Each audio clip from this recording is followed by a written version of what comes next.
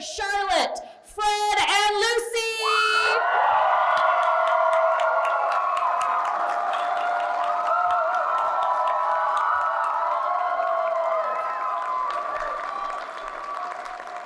Let's keep it going.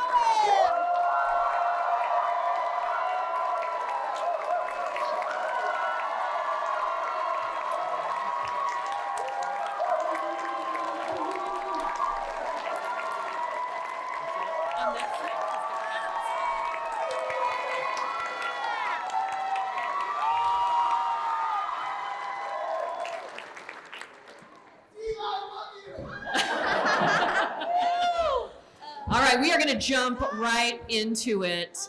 I'm so happy that you're all here. And I think everybody out here, they're happy.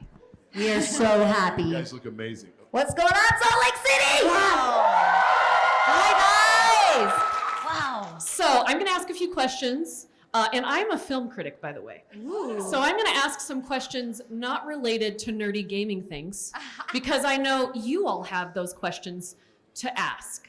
But what I want to talk about is how beautiful this game is. Oh, okay. Usually when you get into shooter games, they try and make it look as like real as possible, right? But as a film critic, watching other people play this game is almost like watching a film. Can you talk to me about how it is to be a part of something so visually different from other games? Oh, I thought you were going to say, can you talk to me about what it's like to be so beautiful? I mean, you are so beautiful. But yeah, anybody want to go with that one? On there. That's right. So wait, the question is what it's like to be part of something that's so beautiful, visually beautiful? Yeah, a video game that is visually so much different than other games that are similar. I mean, yeah, it's amazing just in general to be part of something that kind of broke ground in the field that it's in the genre. I remember, I can just talk about walking into the studio for my first session and seeing a big screen with a big picture of Mercy on it and just being like, oh my God. I have to bring her to life. Like I have to do that, like justice to that beautiful, amazing character design.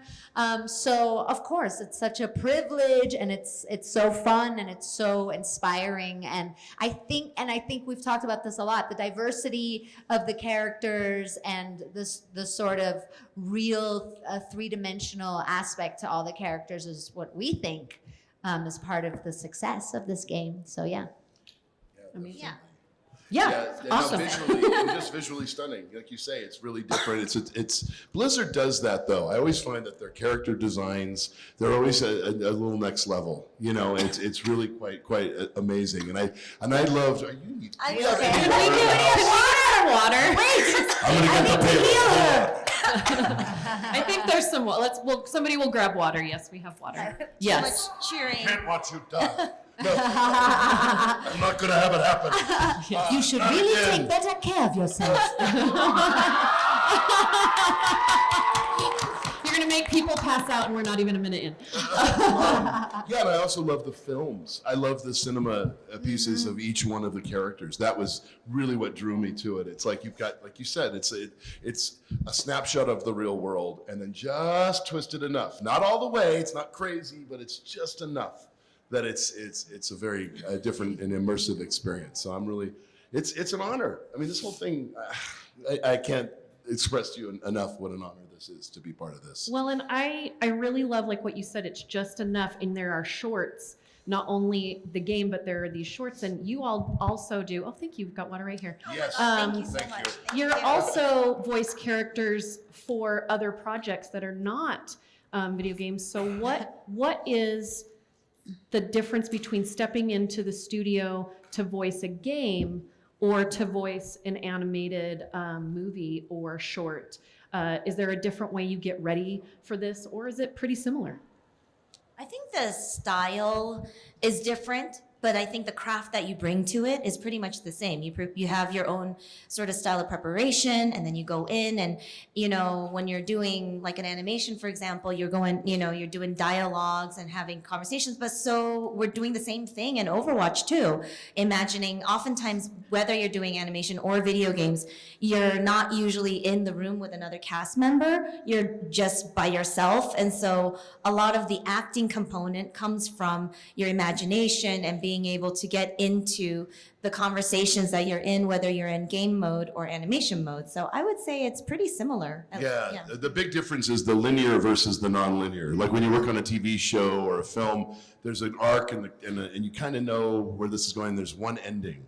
What's interesting about video games is, obviously there's multiple endings oftentimes. Also how you play affects, are we friends? Are we enemies? Am I being killed by you? Are you killing me? Are we partners? It all depends on what choices are made. So the scripts, when we used to get them, are like phone books, if you know what those were. No, they're just like really thick, because they have to all connect. It's writing in 4 dimensions. These writers have to have everything hook up perfectly with another scene. So I know you guys know that, but in acting, it's fabulous because you get to know your character in every situation. It's a great way to know a character really well because you've played multiple versions and emotions and how that transpires with the players. So it's an interesting experience. I love that.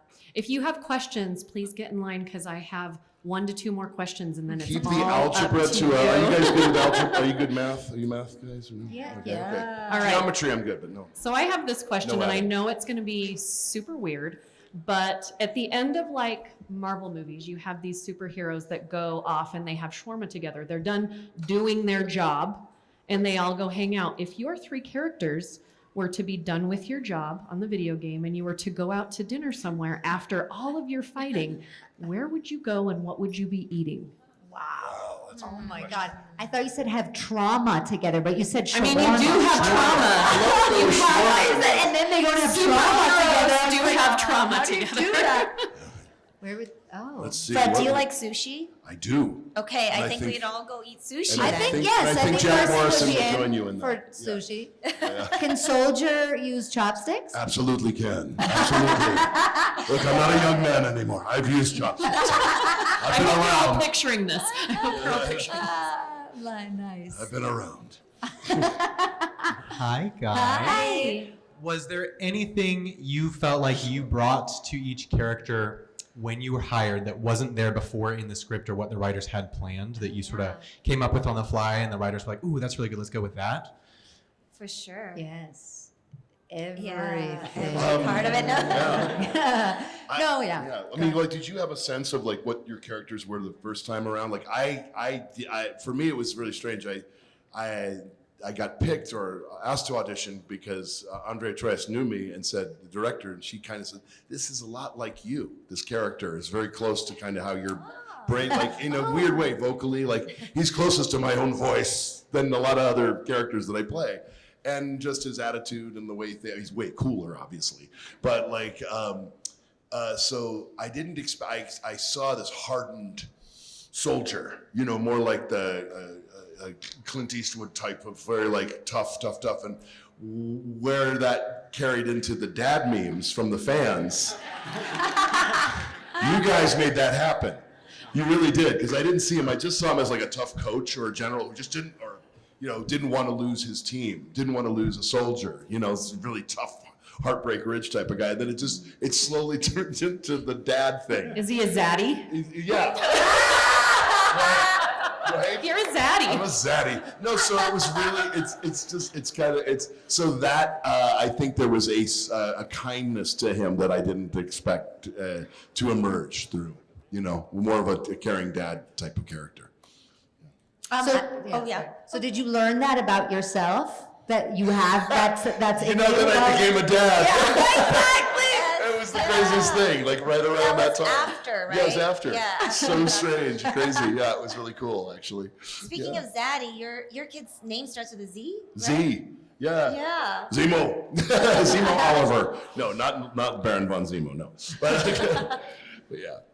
Did Yeah. you audition in person? That was your first Yes, one? yes, I went into the studios and I had auditioned and it was weird. They wanted me to try. We had three kinds of, they wanted this voice, they wanted my own, but we had three different versions of it, like high, middle, and low. I'm not kidding. It was like, okay, that's just too low. That's too much. Okay, up here. Yeah, maybe up in here. No, that's no. You know, so it was like, we had to find him kind of in here. You know, like where would he sit comfortably? It was very funny. But it was, it was the first time I'd gotten anything where someone was like, hey, no, this is closer to your, you know, archetype or your type. You know, I was like, oh, that was cool. That never happened. That's so rare, you know? So I was very grateful for that. Yeah. No.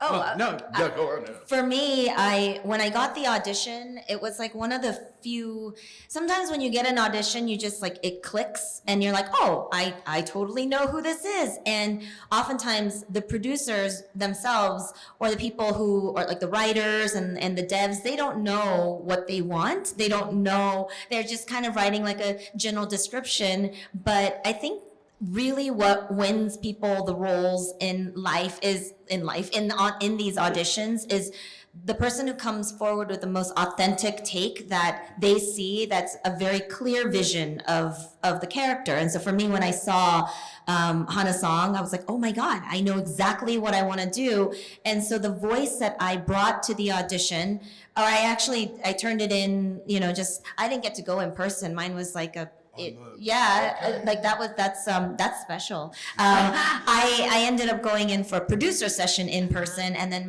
met Michael Chu and Andrea Toyes, and then so when we were there, I just went in, and the voice that you guys hear now as Diva is the exact voice I brought into the studio. They didn't change it, and so I'm a firm believer, especially if you guys are interested in acting or voice acting, when you are auditioning, really go for who you feel is the most authentic version of the character and how you envision them, because that's really what's going to resonate with people. So the person I brought in, the diva that I brought in, is the diva that you all see and love. Wow.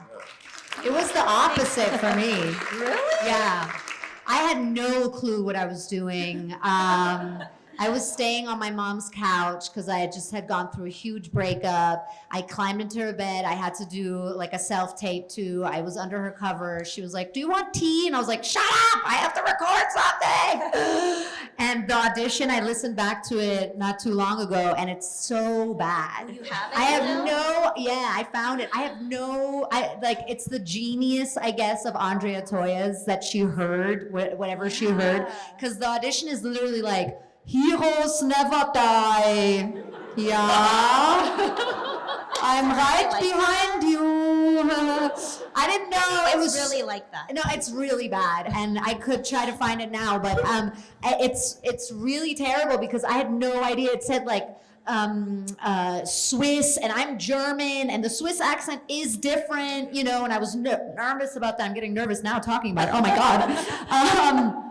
And it said like medical doctor in combat, like really tough, but really compassionate, and like all these, you know, kind of like opposing character traits. And so I just sent it in, and I felt like I was like, oh my God, what did I just do? And I think like a week before that, I auditioned for something with a German accent, and I got a note back that said, this doesn't sound German, it sounds Indian.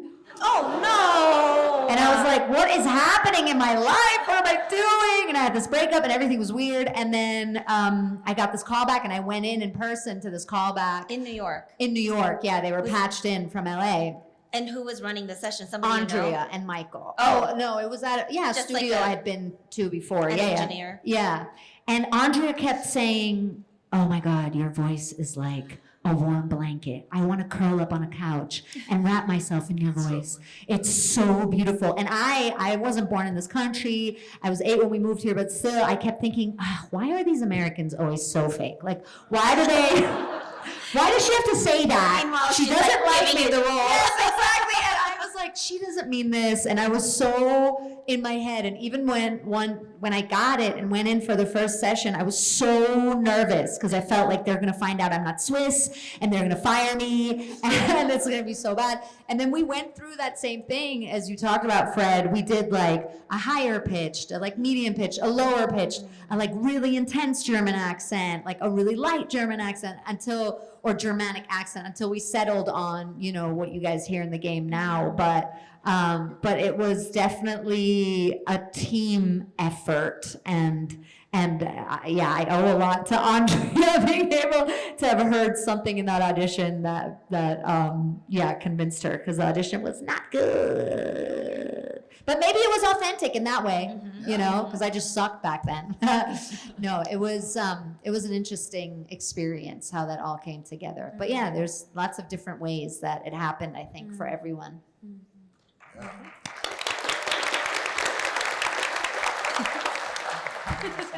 Well, first of all, I just want to say thank you for coming to Salt Lake, you guys. It means a lot. I'm really happy you guys are here.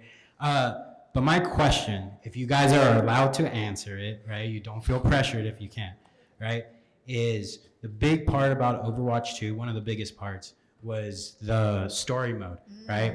And I'm wondering individually how much work you guys put into that, right? Any stories with that and your emotions when it came out to be canceled or discontinued? We don't talk about that at dinner. Honestly, we don't have to. I was waiting for a laser to come down, and everybody in the audience was like, "Oh." Good question, though. Thank you So for what asking. happens in the next game? In Overwatch 3? Just kidding. I think we were all excited about that, equally as Yeah. excited as you guys. Yeah. No, So, seriously, it is, and it kills us when we can't talk. Yeah. Just like I was even checking on things. Am I allowed to mention this? yes, No. Fred was out there going, "Have you heard that?" And we were like, Can't talk. Damn it. First of all, it's crazy to be standing right in front of my main. Wow, that's crazy, soldier. Soldier, what's your name? Leo. Leo. Soldier on. Nice to meet you. Thank you. so cute. But I was just wondering if you guys have a favorite voice line, and if you do, could you do it for us? Yes, of course. Everybody get your cameras out. There's so many. There's so many. Oh gosh. I still love to say stay frosty. Like that one. I didn't start this war, but I'll damn well finish it. And I want you all to tell those young punks to get off our lawn.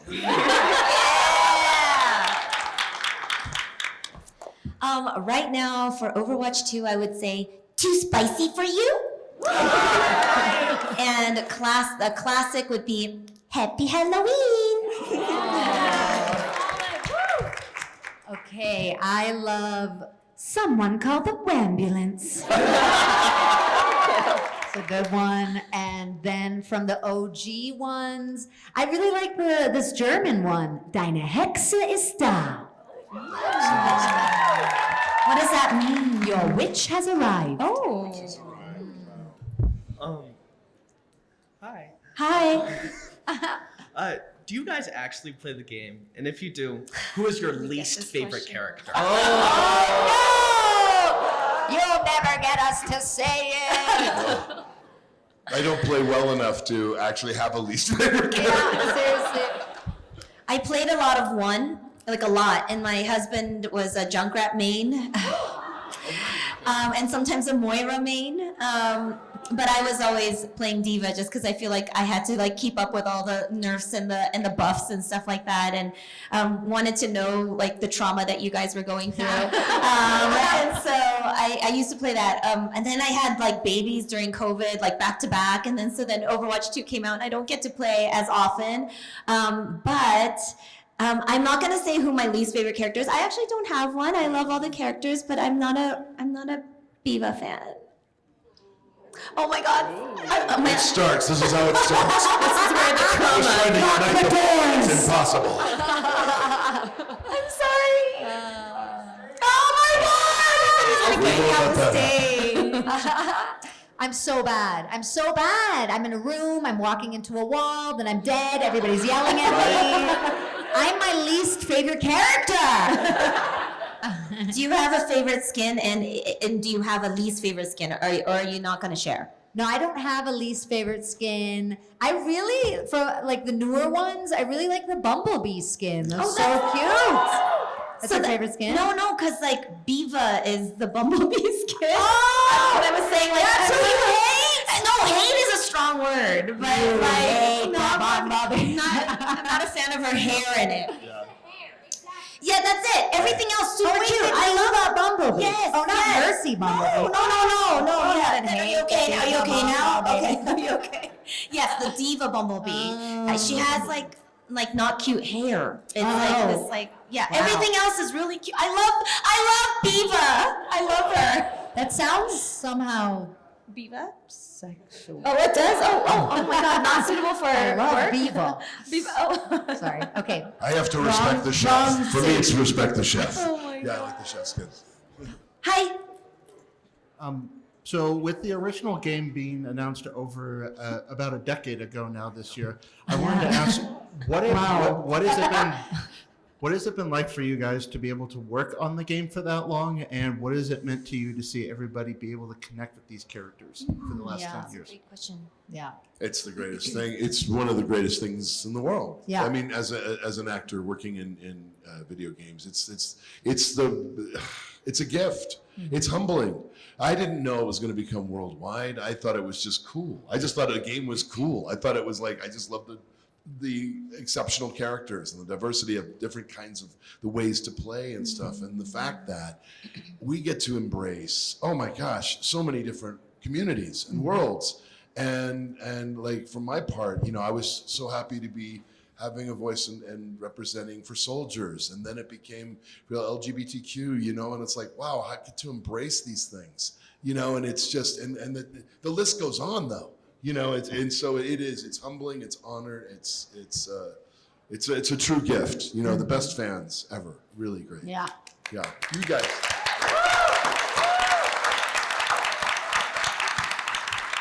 Hi, excluding your own characters, who do you think would have been the most fun to voice?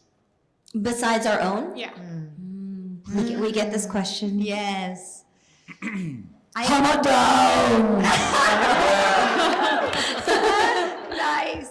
I always say Widowmaker because I want to talk like this and eat croissants. She doesn't talk like this, but that's how I would have voiced her. I always loved Winston.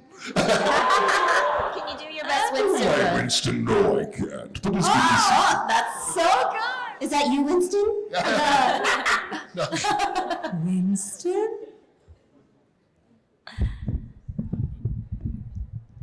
So there are many secret voice lines and interactions in the lobbies and whatever. Did you have any creative process behind that? And what one is your favorite?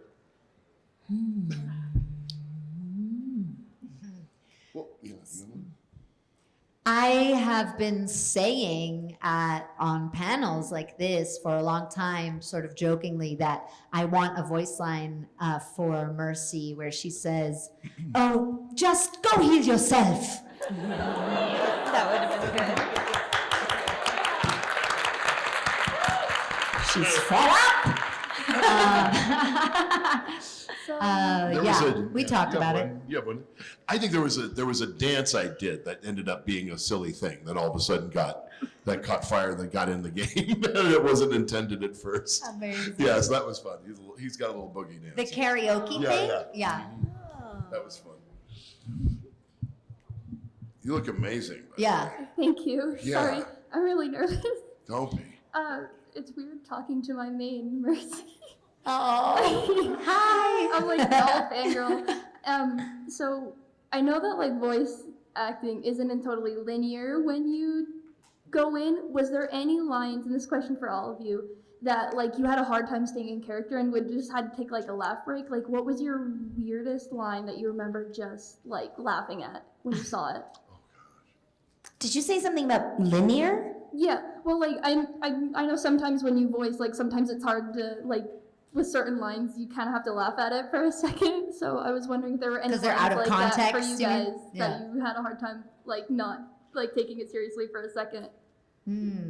So the thing that Fred was talking about, the karaoke bits. Well, when I went in, we were recording, and then they were like, "Oh, by the way, before you go, we just did this funny thing where everybody just made up a karaoke song. Whatever you want to do. Okay, go." And I was like, what? And they were like, "Darren did a rap, so..." And I was like, what is happening? So I just started going, "I'm a dancing doctor, I'm a dancing doctor." Is that a real song? It went in. It's Is in that a there. real song? I don't think so. It sounded like a real song. I'm a dancing doctor. I'm a dancing doctor. I think I know it. Yes, it's the new Taylor Swift. That was funny, and we laughed because I was like, "What is happening? And what am I doing?" And I think I did a lot of other silly things that didn't make it in, but that's something that comes to mind. I didn't do the karaoke thing. Ah. Unless, did I? Maybe it was another. Oh, I should have. Oh, okay. I was like, I did. But I that would have been fun. I'm a dancing diva. I'm a dancing diva. I would have just done that. Hi.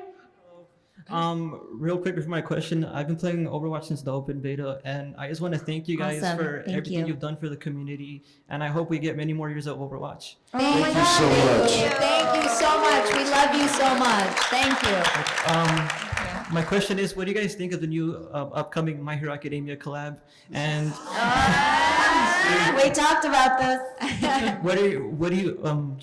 which anime or IP would you like to see in Overwatch next? Ooh. I've always said I want to see Mercy in Grand Theft Auto. Spicy. She just walk around going, "Stop it! What are you doing?" Oh, wow. Hi. I think the Call of Duty zombies. Hi, Diva. I can't believe I'm in front of you right now. You've been my comfort character for like forever. Oh, thank you And so much. my question is, how do you feel about like being people's inspiration and like a way to keep going and like seeing them dress up as you? And this is for everyone, by the way. Yeah. And also the mic fell off. I think that first Oh, of the all. mic fell off? Oh. What? Oh, do you want to just like push it back Tap it back in, yeah. Or There it you go. won't go in? We have help coming. Yeah. Okay. Yeah, just give it a good shove. Mic drop. Drop it. That's really good. I think that, well, first of all, thank you so much for those kind words. I feel like often we all feel very undeserving of them. We're all very, imperfect human beings, but the fact that we've been able to be in this position and, earn these roles that are now almost 10 years old and iconic, thank you, is just a huge honor for us. And so when we see the soldiers and the mercies and the divas and all the characters out there, even when we're at a con and I see a Reinhardt and it has nothing to do with diva, well, it does. It's in our game, right? I feel just a sense of camaraderie and connection. And I think for that reason, all of us try our best to, put our best foot forward in, for example, for me, I'm a big mental health advocate. And so that's something that I, use my platform to encourage people to always go towards, always, caring for their own personal mental health and the mental health of others as well. And so for me, it's wild, especially because I'm like, oh, I wonder if anyone knows who Diva is anymore. And there's like a sea of divas and mercies and soldiers out there, even at this con alone. And so it's super flattering. We're so grateful. We're always going to be grateful. This, I think, is what's beautiful about the Overwatch cast and family. We're always grateful for the opportunity we were given a decade ago and the opportunities that we continue to get in connecting with you. So thank you so much. Yeah, and to piggyback on that, it's true. Like, we don't have a direct audience when we do our work. We do it now. It's like even just right in the booth. And, we've got a director and a writer and guiding us, and we got to figure this out. And so when we talk to you all and you say, hey, you really helped my childhood, or this got me through, or even with Overwatch, sometimes this is how I met my husband. And this is, this is like a lot of this. There's so many Overwatch babies. They're babies of Overwatch. Yeah. No, it's so, and to say, oh. And pets named Mercy and Diva and Soldier, it's crazy. But but just to then say like, oh, you had an effect or something that was positive or it brought people together. This game brings people together, interestingly enough. And so it's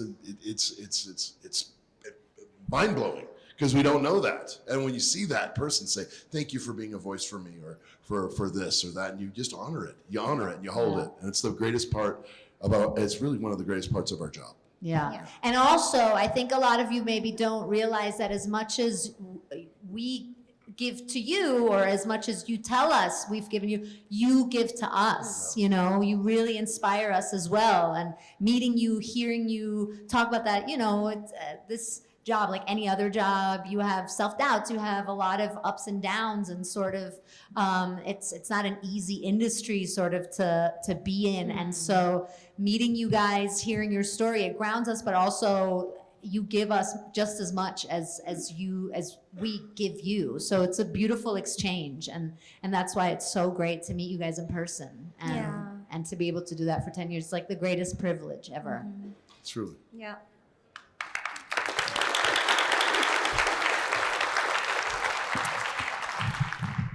Hello. So my question's specifically for you, Fred. All right.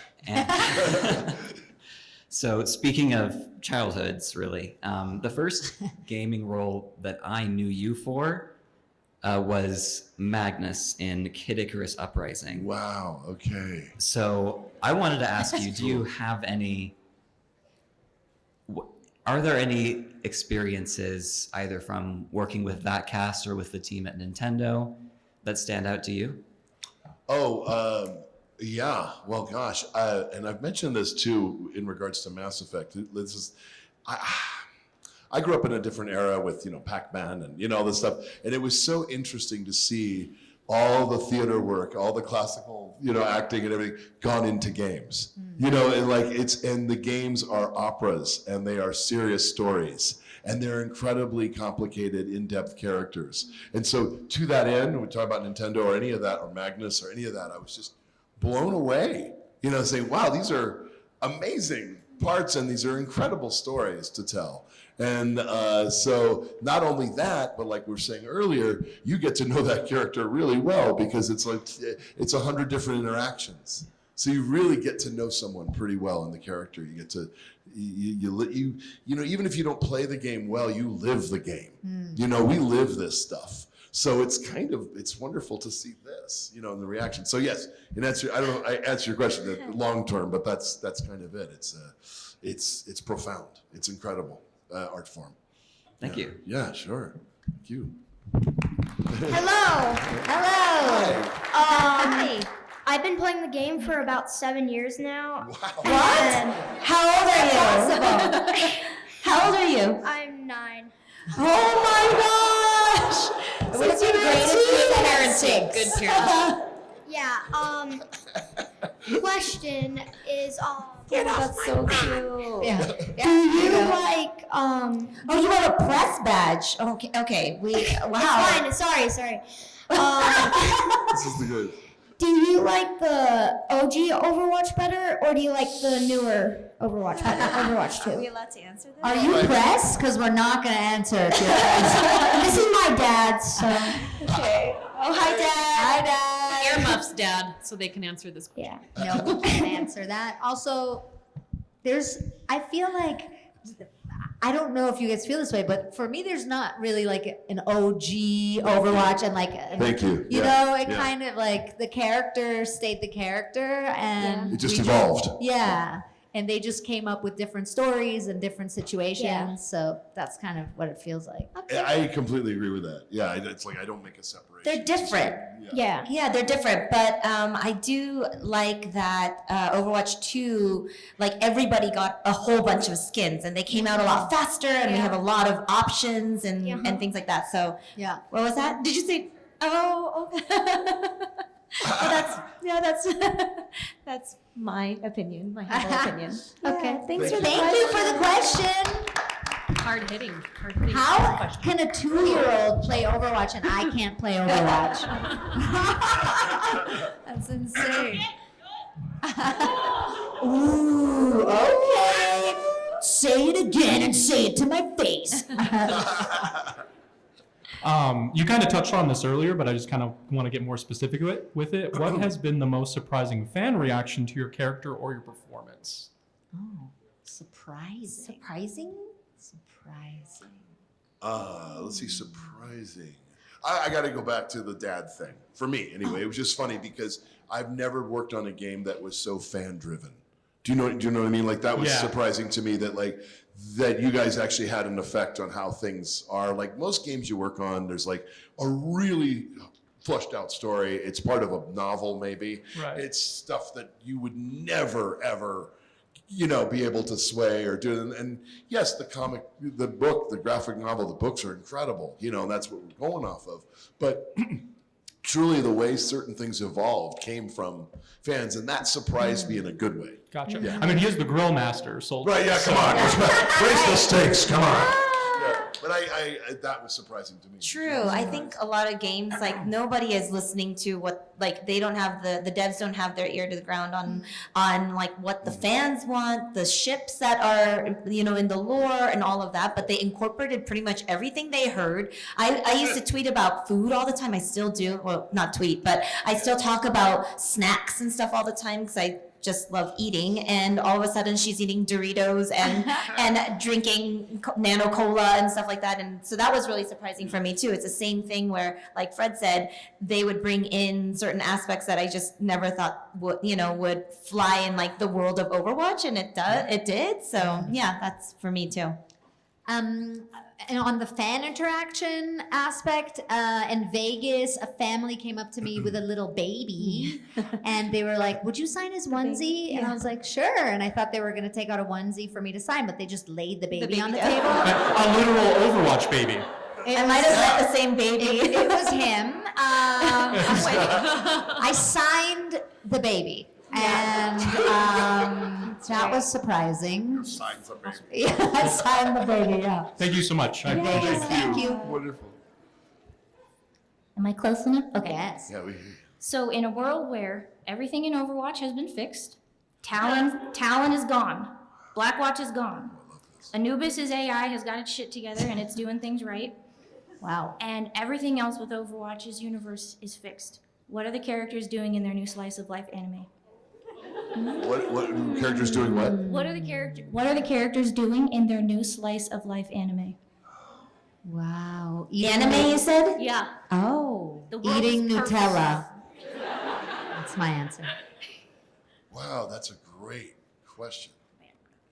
I don't know. Do you guys have any? I almost have two minds on it for my guy. I do. I don't know. Like part of me would like to think he would settle down and find happiness because he just can't find it. You know what I mean? It's impossible for him right now. Like the other part of me feels like he's a soldier that needs a cause. Yeah, and what does he do without war? I think he'd love an end to war. I really do. As much as a soldier as he is, I just feel like he's taken over the dispossessed. So I think he would find some way to help people who were either abused. He runs an orphanage where he's a real dad. Yeah. There it is. I love it. Yeah. I don't know, something. I'm of the two minds on it though. That's a good question. Thank you. Oh, let's get through. Should we get through? Oh, do you have something? No, I said Nutella. Oh, Eating Nutella. Of course. Okay, Her nice. whole life would be Nutella. Oh, I'm sorry. Yes. Oh, no. Hi. I was wondering, did you guys do acting when you guys were younger, or was that something you guys found later on in life where you're like, this Oh is my what gosh, I want to do? I love this question. I'll go first. I did not. I wanted to be an actor. I came out of the womb impersonating people, and my mom would be really like freaked out because like a plumber would come over, and then she's like afraid that the next time he comes over, I'm like acting like him in his face and embarrassing the family and stuff. And so it's something that I always wanted to know, and so I always say like share this at panels, but like don't do the thing that you think is going to make a lot of money. Do the thing you really want to do, and the money will come. For me, I always wanted to be an actor, but that's something that later on, eventually, when I gave myself sort of the freedom to go for it, I did, and I ended up starting after college. But that's for me. How about you guys? I grew up in a theater family. Almost every theater families. You are also damaged? Cool.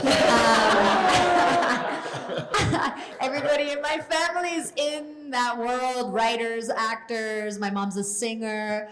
My mom told me that the only other thing I ever wanted to do when I was 4, I told her I would like to be somebody who wakes people up by smacking them in the face with wet washcloths. I think I did a service to the world by becoming an actor and not becoming a weird washcloth terrorist. So yeah, I grew up in that world. Yeah, I grew up in that world too. My family worked in production. My mother was an actress for a while in some movies, and with Vincent Price actually. And I was a theater guy. I was in stand-up comedy, improv, and music, and I loved the theater route. So that's kind of the boring answer. I didn't know though, and I always loved doing recording. I always loved recording, and I didn't know though that would be my life. Yeah. So, you know what I mean? I'm really grateful for it, but I didn't know. That's so, yeah. Cool. Absolutely. Thank We you. have time for one more question. Let's do speed. And Yeah, we'll do it. Speed. Yeah, Okay. speed round. Like one-word answers. Okay. 32. No. If you could design a skin for like, your character, what theme would you go with for that skin? Steampunk. Oh. BTS. The pressure. Surfing.